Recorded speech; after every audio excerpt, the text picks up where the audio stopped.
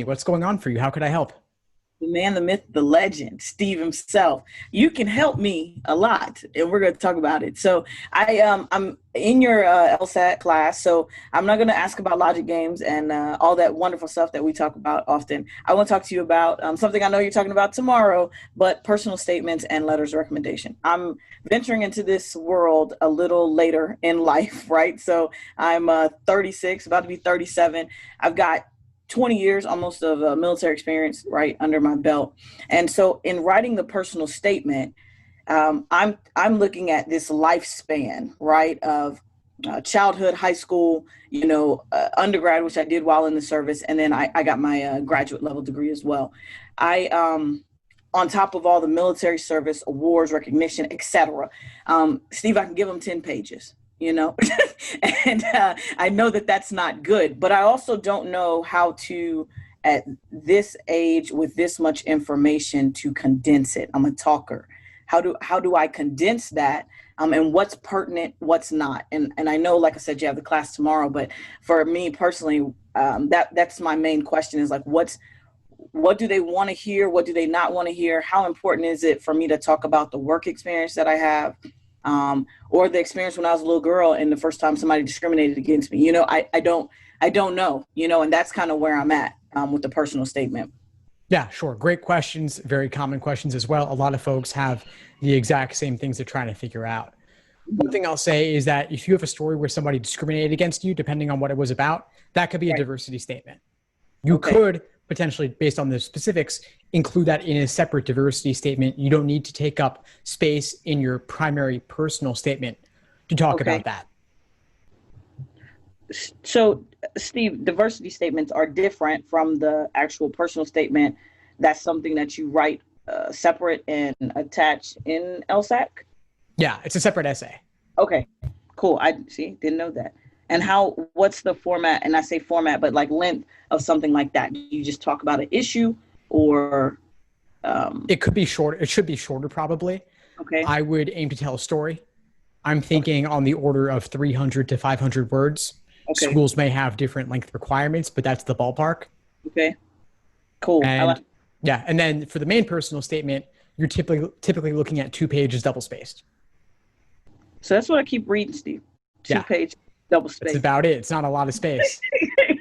So what would you say? And I know, like I said, you're going to get into this, and I'll be there tomorrow. But what are we talking about here? Like as far as information is concerned, do they care about what I did in high school? I'm almost 40. Like does that matter any? And then I'm also looking at it from a competitive perspective too, Steve. Like for me, I don't. I still work full time, all this good stuff. So studying for the LSAT is definitely time consuming for me, but definitely have to find the time too. But how much does that play, the personal statement? How much, does it play into the scoring or the application process, I should say? And I've heard you talk about this before, but I think I'm looking at it from a perspective of I'm a little older. I have some other things that, have happened as far as life is concerned and experiences are concerned. If I don't score high, which we don't want to speak that into existence, universe, we're going to do well. But how much does that personal statement really play into it, It's not a huge factor. It's certainly not the top factors. The biggest thing is LSAT, then GPA, then everything else.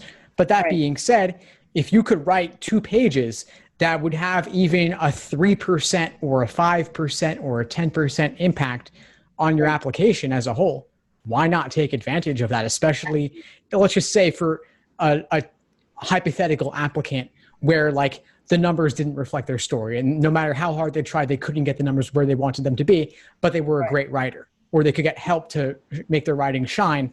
Why wouldn't you do that? Why wouldn't you do everything you possibly could?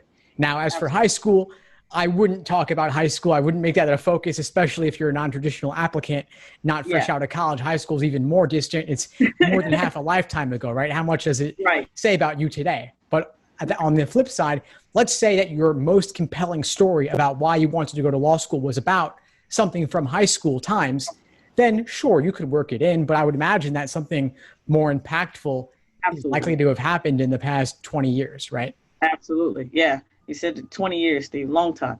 Yeah. Yeah, absolutely it has, and that's kind of where, I was, as I start typing, I get into this storytelling mode and I'm like, man, what part of this is the most important? If I were writing about, all of the things that I've been through, deployments, et cetera, what's really but I keep kind of trying to bring myself back to, why do you want to go to law school though? It's beautiful. All these things have happened, but what's the thing? What's the driving factor? And I do have that particular, piece of me written and ready to rock, but and I'm excited to share it with you too. I saw your email about like throwing some of those things out there and you reviewing. So that was the question on that. The second question is letter of recommendation. So I've read that there's 2 to 4, right, letters of recommendation, and so I went to school all online, right? All online, undergrad, graduate level, all online. And I don't know that I necessarily, I would say, connected, Steve, with my professors like that. It was an online school. I think, you turned in some assignments, they graded them, but there wasn't a lot of discussion. I wouldn't even say that these people necessarily know a lot about me. How much does their letter really play into an application when I don't think that they're necessarily people that may be able to speak on much about me personally? Yeah, it's a tough situation. It's a real one. And I imagine that a lot more folks are going to be in that position with everything moving online due to COVID in 2020. So I would suggest if there aren't the relationships there, then try to get your letters elsewhere, especially if you're a non-traditional applicant. Law schools are going to be more understanding. If you have maybe work experience letters that are going to be more relevant. If you have people from your military experience or from other maybe work contexts who could write you a letter that more closely talks about who you are, then I would go with those. Is it a negative, Steve, to not have a letter from a professor? Would you say? Do you think that's a bad thing? I don't think it's a bad thing. Given your situation is perfectly understandable. I think in an ideal world, everybody would have deep relationships with everybody who could write them a letter. But if your school's online, they're going to know, and they're going to see this cycle with everything being online this fall, or most things being online, at least in this past spring, also being online. They're going to see that a ton of applicants aren't going to have letters from professors when previously they would have, because they're not getting to form those relationships to the same extent. Okay, cool. That makes me feel a lot better, because I was like, I don't know. I started to think about it, and I was going to send the request, and I was like, I don't know these people. I don't know. I don't even know what they would say. You know what I mean? Except for maybe the assignments and stuff. So I thought that was pretty profound. And then, so my last question for you here, and we don't have to share the screen. I'll kind of just talk you through what I've done here. So I created this document, and I do logic games in my I have a little book, and I do my logic games. I write them all out, Steve, based on the format that you gave me to go in. So what I have is like a Word doc, and I'll write out the name of the game, and then, or what the game is, right? And then the questions. As I'm going through each question, and I have the LSAT, the Law Hub with all the prep tests. So I go through the questions, and I write like, say, correct.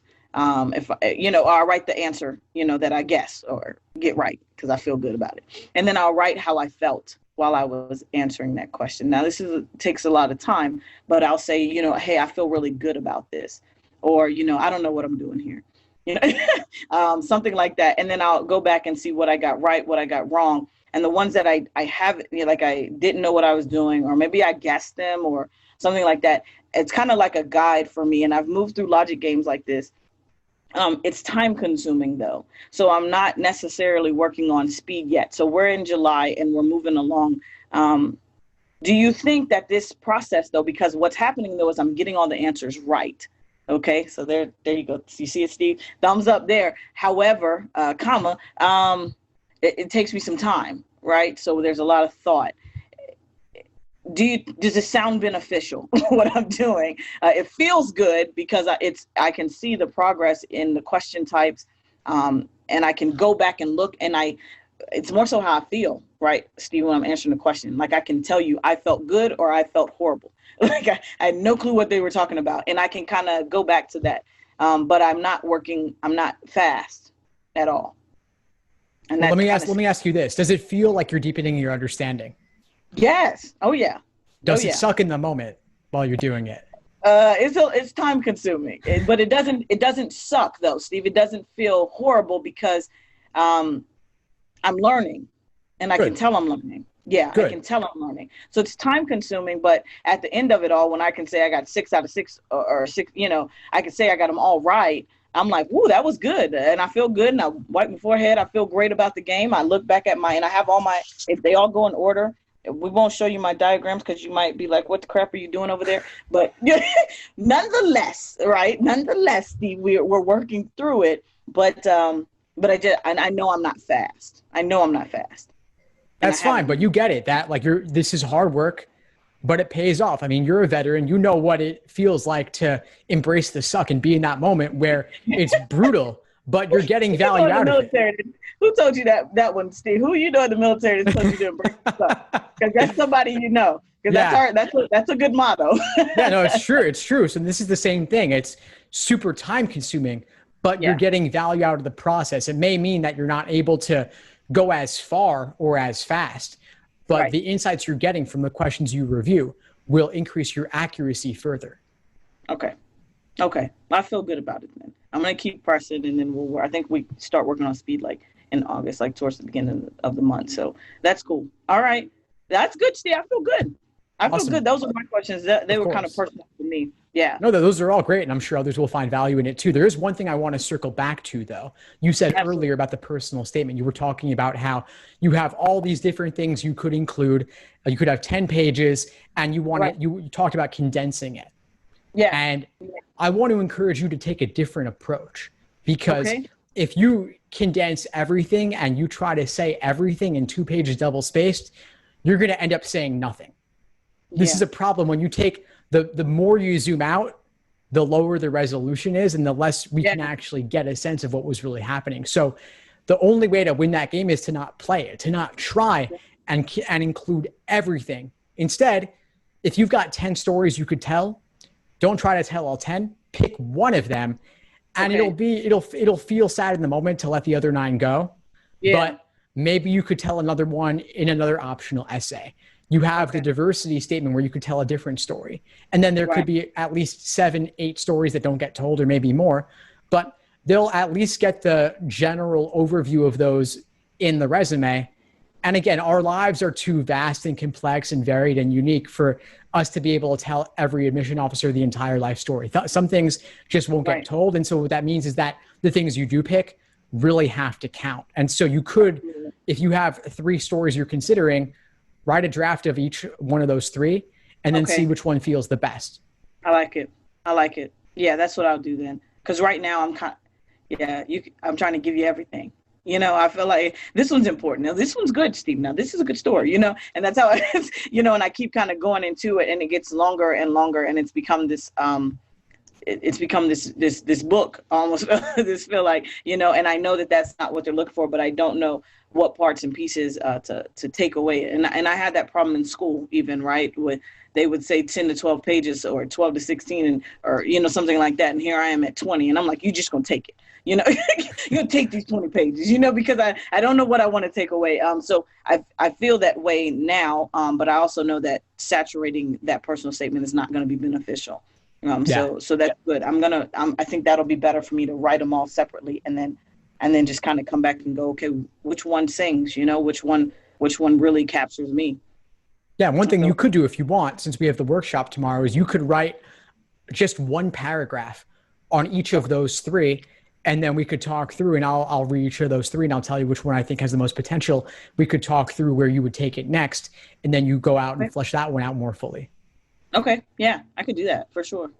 Yeah, because I'm off work today. I got that. I can do that. Awesome. All right. So send it to me in a couple hours and then we'll look at it tomorrow night. All right. Perfect. Cool. I appreciate you. I appreciate you, Michelle. Thanks for showing up. The man, the myth, the legend, Steve himself.